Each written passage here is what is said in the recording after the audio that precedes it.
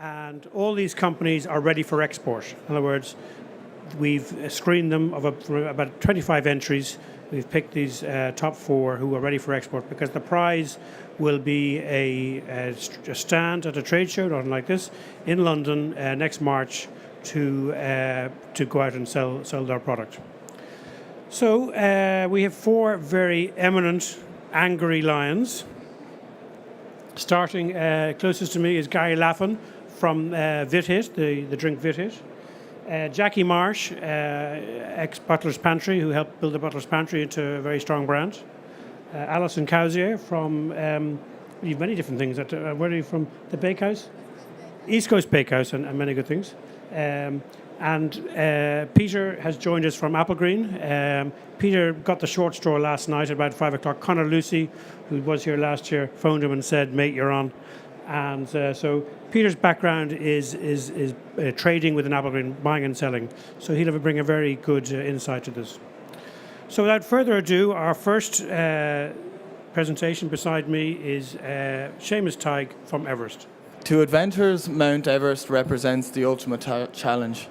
It is my ultimate challenge to drive Everest Granola Cups into becoming a recognised brand across Ireland and the UK. This challenge will be taken step by step, inch by inch, until Everest has reached the summit of the business world. So what makes Everest different from its competitors is that all our products are gourmet, natural products with no artificial flavourings or colourings. They're made with ridiculously tasty natural ingredients for the on-the-go convenience market. They're a source of protein and fibre for all under 250 calories with a retail selling price of €2. Where would you get that value? On the 8th of September 2014, we sold our first granola cup in SuperValu Sutton. We have now gone on to be for sale in over 1,000 stores and achieved listings in SuperValu, Maxall, Centra, Lidl, Circle K, Tesco, BWG. In our first year of trading in 2014, we had a turnover of just over €100,000. For this year ended 30th of June 2018, we had a turnover of 1.2 million with a net profit of 10%. Our target for next year is €3 million. We aim to do this by launching our new products, which will be our Everest Porridge Quickies and our new protein bars as well. So Everest has a strong executive team on the ground, ensuring that operations run smoothly day to day, and a good experienced advisory board who have helped us get to where we need to and helped us get through some tough times along the way. Our target market is the on-the-go young professional who is health conscious and time poor.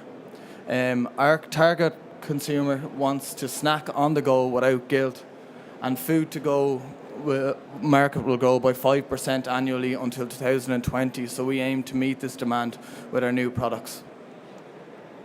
As you can see, our target market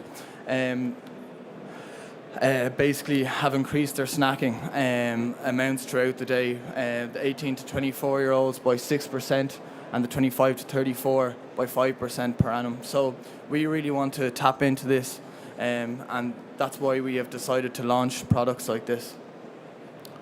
To create value, Everest ensures that our merchandising and that our positioning in store is up near the till, in the on-the-go, grab-and-go convenience fridges.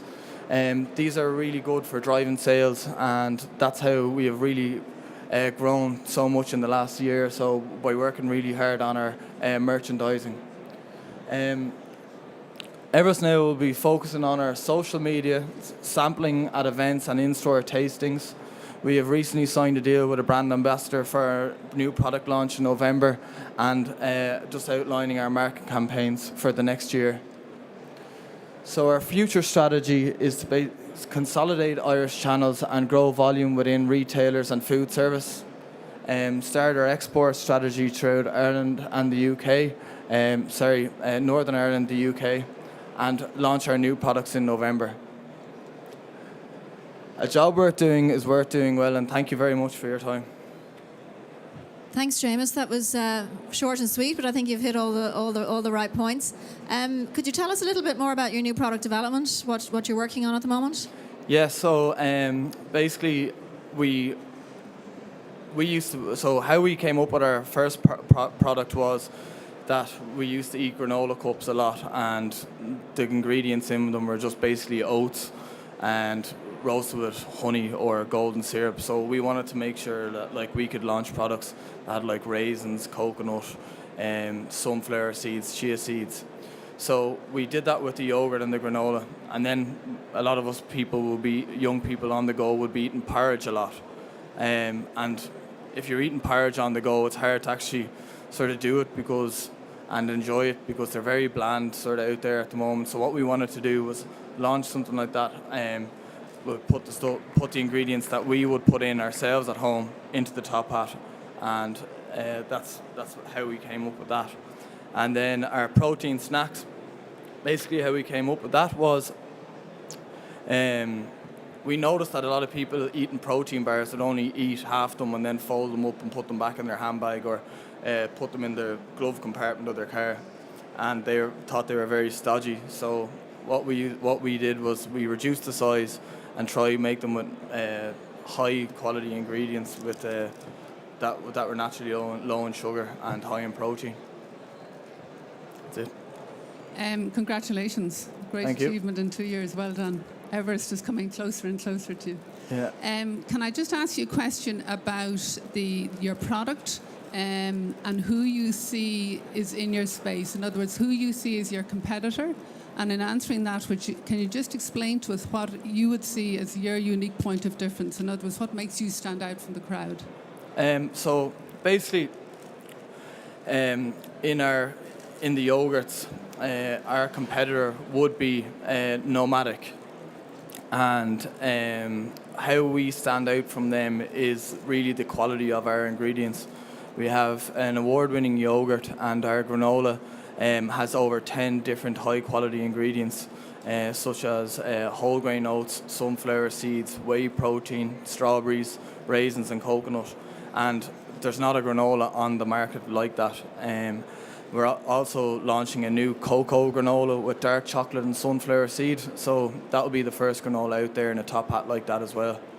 With regards to the porridge, we're obviously going up against Flavins in the Irish market.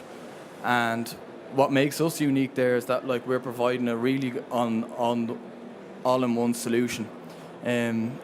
Most people, if they have a sort of porridge product on the go now at the moment, they have to bring it back, put honey in it, chop up strawberries, do something like that, which isn't really realistic for people if they are busy and going to be eating it on a train and sort of stuff like that. So that's why we've done it all in one, and that's why we've done that. And our unique selling point basically is that we're based for convenience. We're focusing on convenience. We're not a large company that are focusing on the family and in mass retail, and that we're solely focused on the convenience sector and the on-the-go, and that's why we want to become an innovator and really stay ahead of the curve on that. Thank you. Congratulations on a lovely brand. Thank you. I've just tried your bars. They're very nice. My first bit of advice would be to stick to what you know best, because there's a lot of protein companies with incredible distribution, a lot of money, putting bars out across Ireland, and the UK is even more profitable. So I suppose slightly joined to that is, if you're in 1,000 stores and turning over just over $1 million, surely if you got into 3,000 stores with the same products, would that not be an easier way to go, and you could get your 3 million a lot easier just getting in a van and driving around the country? Yeah, we have looked at that, but we've sort of found as well that with regards to yogurts and granola cups, the market isn't as big in Ireland as we would want. With the uncertainty in the UK at the moment, where we would look like we'd have to produce over there. So what we want to do is focus on the Irish market, consolidating at the moment, and then have our ambient products that we can sell into the European Union as well, and further abroad into the Middle East. So that's really why we have decided to launch the new products, and we definitely see a demand for these products as well, because I know that there have been certain companies that have like saturated the market with their products and stuff like that, but we definitely feel with the quality of ours, and we're not too bad at the distribution ourselves, that we can definitely take them on and make it the internet. Thank you. So Seamus, congratulations on good product and the presentation. In terms, I suppose I'd echo an element from Gary in terms of the market was saturated with a lot of sports nutrition products, and actually we've seen it kind of clean up in the last 6 months, and people are starting out to try and re-enter it, but it is a very competitive set. Yep. But in terms of your existing product, you're obviously you got listing in the thousands sites here in our retailers here in Ireland. Can you give us an indication of what the rate of sale is in comparison to your competitor? It's one thing getting them on the shelf, but what sort of sales are you seeing? What sort of penetration level are you seeing? Basically, our rate of sale will be on average of around 14 SKUs per unit per week per store, and that's sort of where we're at with the yogurts, and that will be above average, which in the industry category that they'd be looking for about 8, but we've done well in it. We've put a lot of work, honestly, into merchandising, and we have representatives in store every day, every week, making sure that the product's pulled through from back to store to front of store. And we do a lot of in-store tastings. And that's what we really focus on instead of a lot of social media and stuff like that. We focus all our efforts on making sure we've got a lot of distribution around the country. You mentioned the difficulties with the UK market at the moment, with the uncertainty. I think that's something we're all feeling. Are you waiting until there's a little bit more light at the end of the tunnel, or are you going anyway? I'm working away on it at the moment, and our distributor in Ireland, Oakland International, they're very strong over in the UK. And their managing director, Dean Atwell, we've a plan in place to make sure when we launch we hit the ground running over there. But we're going to keep going, and we want to launch basically in January over there, and that's what we've been working away on it. But I know March is coming, and see what happens, but we'll have a few contingency plans in place. All right. Good luck with that. Thank you. We'll need it. Thank you. Cheers.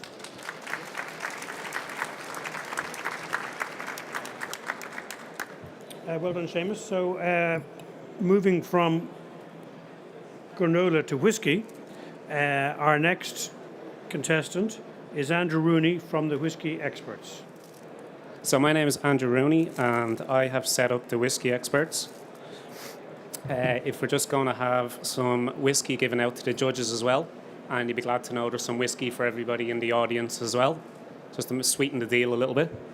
So I set up the Whiskey Experts to be a knowledge-based business working in tandem with the Irish whiskey industry. Now, I come from a tourism background. I was a tour guide for 7 years, and the last 3 years I have ran Dublin whiskey tours. So while I was running Dublin whiskey tours, companies were coming on board asking me to provide tastings and provide knowledge. So I set up the Whiskey Experts. We're only 2 months in business. We've already worked with Dropbox, Google, LinkedIn, and Social Talent. And we set the company up in 3 kind of phases. So we've already completed our first phase, which is going to all the whiskey distilleries and brands in Ireland, building a really strong relationship with them so we can get products. Then going to all the event companies in Ireland and being on the books for 2019.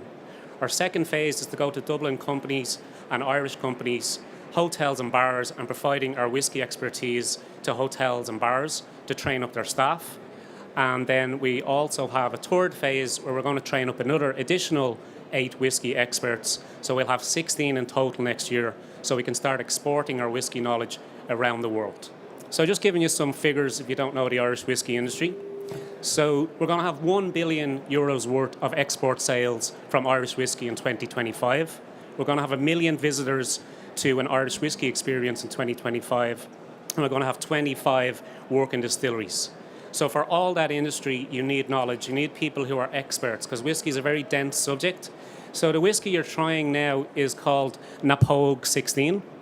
So the Napogue brand has a 12, a 14, and a 16-year-old whiskey. So if you want to just have a little taste and a little smell, I can show you a little bit of the whiskey expertise that we have. So if you want to put a little bit in your mouth, swish it around, and then swallow, you'll kind of feel that Irish whiskey it's not smoked.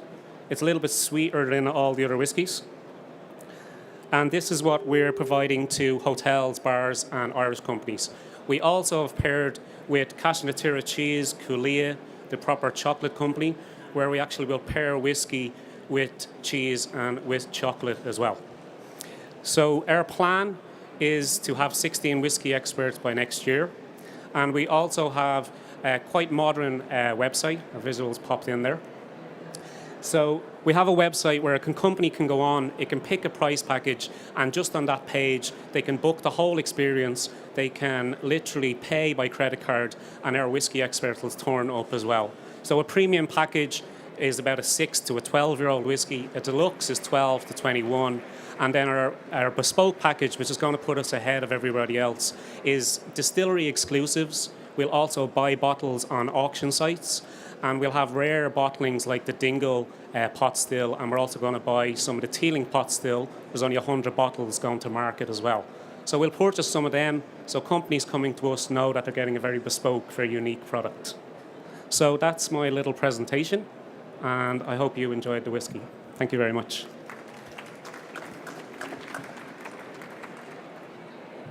Congratulations. Thank you very much. On a fine idea. When I first saw it, I was kind of wondering, whiskey tasting, but then I realized that around the world there's a lot of wine tasting, so it has potential to be pretty big. Give us an idea of your bottom line figures, because obviously you don't own any of your own facilities, so you really have to get tourist traps, get people in there on buses down to a certain place and then charge people. So the average charging, and what's your net profit, because you're going to have to pay a facility. Yeah, well, most of our things is us visiting either companies. So we actually go down, we went down to Dropbox, we go down to Google, and we provide the tasting in the office, or the companies will come to us, to our venues that we've hired as well. So our baseline price is €65 for a premium tasting, and it goes up to about 125. So about 35% of that is cost, and the rest is profit. And have you figured out your net profit after you pay all your wine or all your whiskey tasters, et cetera, et cetera? Yeah, it's about 30%. Okay. Just can you talk to us a little bit about the team that you have working in the business? You mentioned that you want 16 whiskey experts working with you. Yeah, so for the last... where are you now by comparison to where you want to be in building the team? So there's me, we have an event manager, we have 2 people on social media, and we have somebody who runs Google Ads every day. And we have 8 whiskey experts that we've trained up in-house. So it takes about 2 to 3 months, but we're taking people from the likes of Teeling, from the likes of Jameson, we're poaching them and we're training them up in our company as well. It's a very particular subject, and there's a lot of knowledge and expertise needed in it as well, also presentation skills and the history of Ireland and all. So we have 8 at the moment on our books, and we're hoping during the Christmas period going into 2019 we'll have 16. So we'll have enough for the Irish market and enough to start exporting our whiskey experts to like New York, Boston, Australia. They'll go over and do whiskey tastings, or also in Irish bars they'll do Irish whiskey training. That's our kind of second phase of our business. And just so that I understand the product correctly, the service correctly, the difference here in using your service as opposed to saying going to Jameson or Teeling is exactly what? Is that if you go, you just get that brand experience. We work with 25 whiskey brands, and you get the whole knowledge, you get the science, and you get to try a wide range of Irish whiskies. We don't just use Jameson whiskies, we don't just use Teeling whiskies. If you go to Teeling, you just hear about Teeling. So it's a whole whiskey knowledge as well, and it's a bit more convivial, and there's a bit more like using cheese and handmade chocolates. It's a bit higher end than when you go to Jameson. When you go to Jameson, you get a very cheap kind of experience. We're going for a more high end. Thanks. Really fascinating new model in the tourism space. I mean, I know the experiential model is something that's in really high growth in that whole tourism space, allied to another high growth area, which is whiskey. So hopefully you've hit a sweet spot there. Yeah. One of the challenges of your type of business is that it's related to the man hours of woman hours of the team that you've got on board. So how are you going to sweat that to actually start to grow the business? You know, once you get past your first year or so, is it more and more tasters and more experts, or is it about different types of events? How does that look? Well, I'm hoping that eventually we'll just go into a training. So eventually, like in future years, we'll have our own training facility. People will actually come here and they'll be trained up in the Irish whiskey industry. So people from distilleries need to be trained up, people from hotels, people from bars, and then to have enough staff that people can go, you know. So to have 16 next year. Now, we were started as a very small company. I started Dublin Whiskey Tours on my own, literally just in my house, and got it up to like the top whiskey company on TripAdvisor. So we have, you know, we 15 tours a week, and we're very highly rated in the industry. I'd like to start small, you know, and kind of work it up. But I think it will grow really quick because the Irish whiskey industry is going to explode next year with all the distilleries opening and the 1 million visitors coming. But what you're going to get is a higher end experience. The people that I have worked for Jameson for 25 years. They've worked, you know, in the Irish Whiskey Museum for 4 years. So if going around, the only thing I could run into is running out of whiskey experts. That's the only problem I could have. It's certainly a very interesting concept, and obviously we've seen the explosion of gin in the last year and a half, and obviously whiskey seems to be the next one that's starting to pick up, and particularly in the US, so it's obviously at the right time to kind of get into something like this. I suppose my big concern in something like this kind of model is lacking the experiential side. Like, I've gone to some of these events myself, or to these distilleries, and actually seeing the setup, seeing the even talking to the guy who might be making the actual whiskey. You know, you feel that you're very plugged into it. How does that replicate across if you're in a pub or a hotel venue or something like that? Most of the venues we've picked, I've spent a year and a half picking the venues, so mostly they're like private Georgian houses. We have 3 medieval castles, so it'll be an experience with the whiskey. You know, it won't just be, you know, we'll also visit Napogue Castle where Napogue's made. We'll also go to Walsh Whiskey Distillery. You know, we'll have it in the garden. You know, we'll have more high-end kind of things, but actually bringing the distillers out as well. We're hoping to have a relationship with all the whiskey industry where we can pull people in, so we can have expert talks by, you know, the distiller in Teeling, up in Teelings, and then have our services after as well. Yeah. Andrew, sorry, just one last question, if I may. Can you just give us an idea of turnover? You mentioned 15 tours a week. That's for Dublin Whiskey Tours. Yeah. For the whiskey experts, we can do 2 events 7 days a week at the moment, and we hope to be able to do 4 events or 4 trainings per day in 2019. And that will translate into turnover of? We're hoping for about 1 million next year in profit. 1 million in profit? Yeah. So turnover of 3.5 million. Okay, thank you. Okay. Cheers, thanks very much.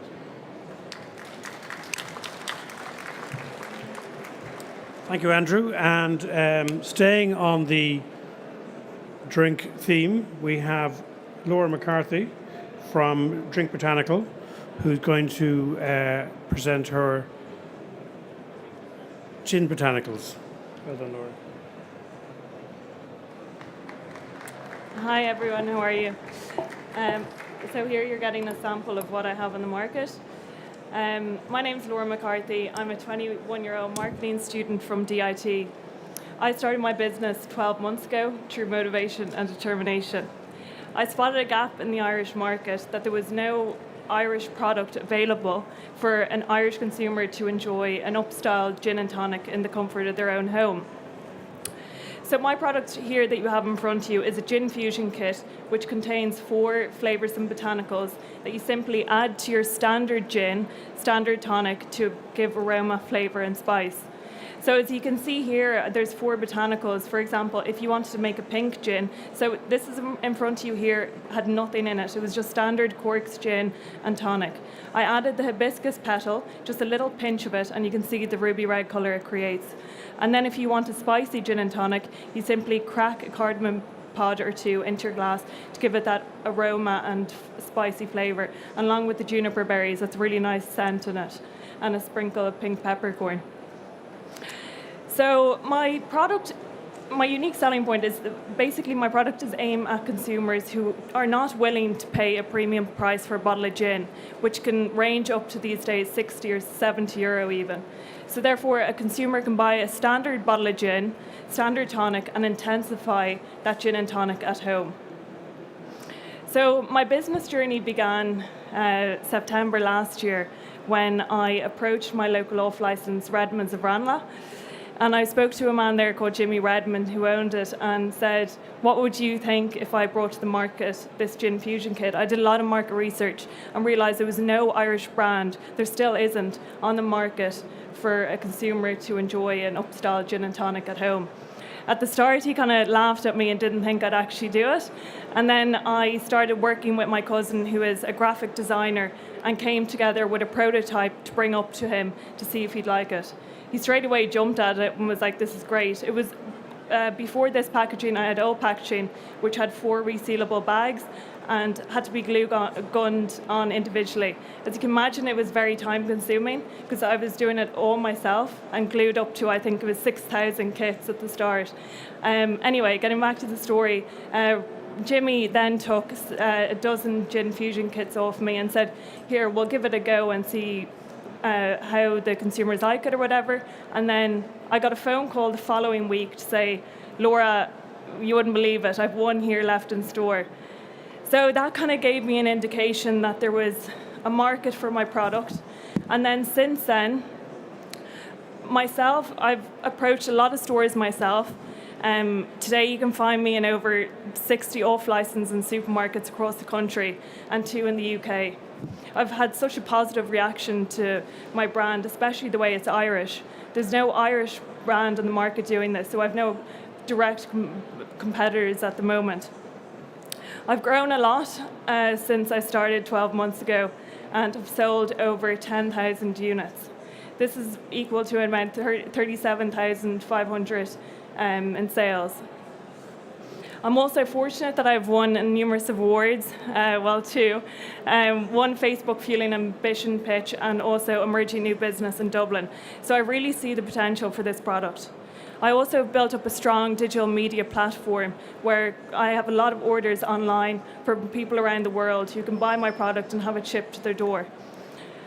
I've also built a big relationship with my customers through Instagram, Twitter, and all social media sites. So really my vision and goal for my business is to own this emerging new category and bring to the market other botanicals kits, including rum, vodka, and cocktail fusion kits.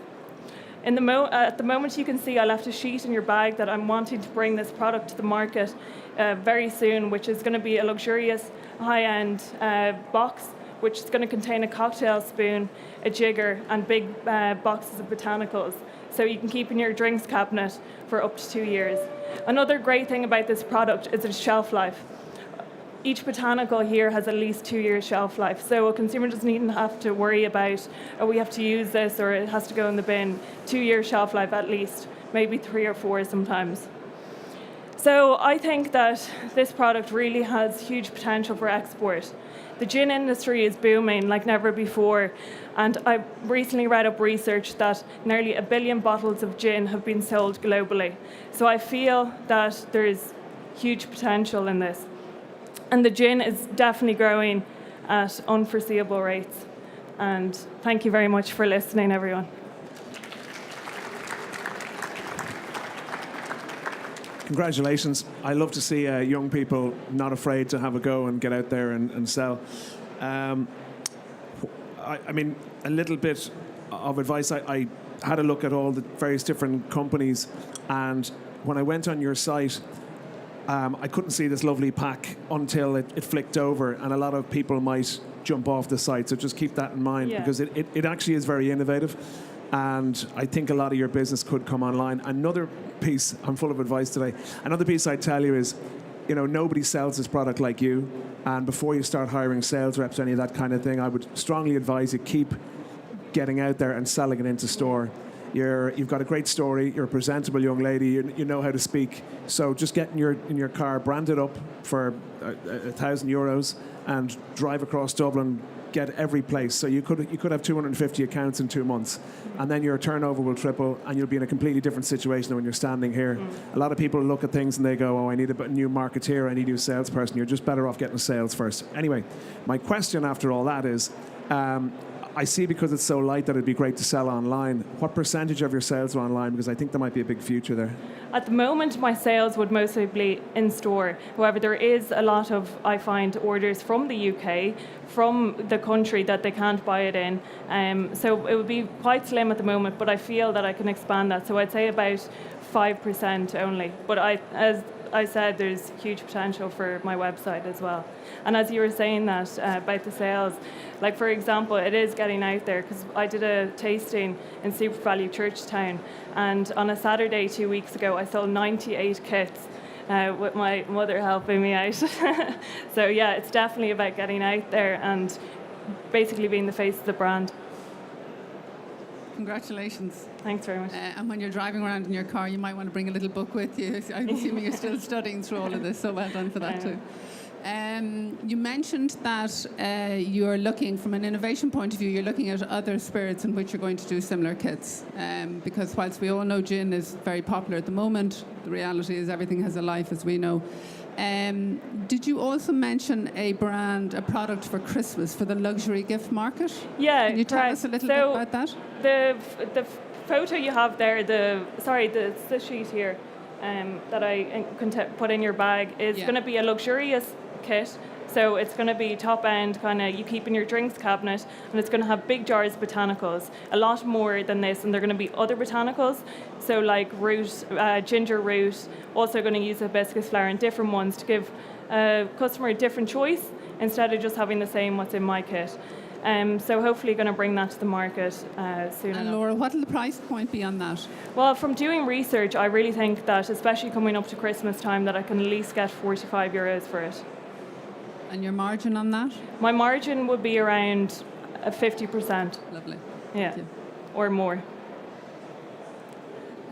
Congratulations, Laura. I think you've done an incredible job. Is it really only September last year that you came up with this idea? Yeah, so I actually didn't go away for the summer and spent, all my friends went traveling, and I just put my head down and was very determined to start a business. I've always had a business mind, so I went out there, and all the stores I'm in myself, I'd say 85-90% of them is myself approaching, looking for the manager and doing the point of sale myself.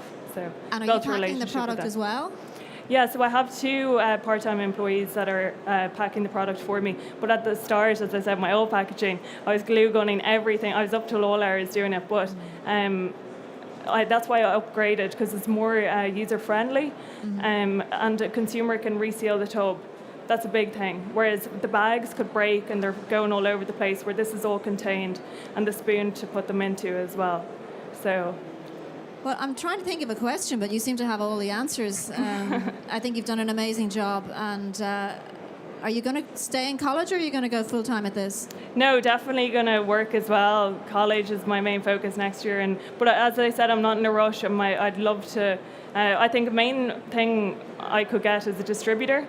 I have no distributor at the moment, so it's all doing it ourselves. And I think I just need to approach the right one, get the right direction in what one to go for. I mean, I'd be a little bit concerned that you're not in a rush, because the gin fad will No, fade sorry, that's very about quickly. study. Oh, you're not in a rush about studying? That's Yeah. fine. No, that's cool. Yeah, no, I agree with that one. How are you doing, Laura? I'm actually having the same problem as Alison. My first question was taken. I've got to stop going last, because my first question was taking my follow-up question.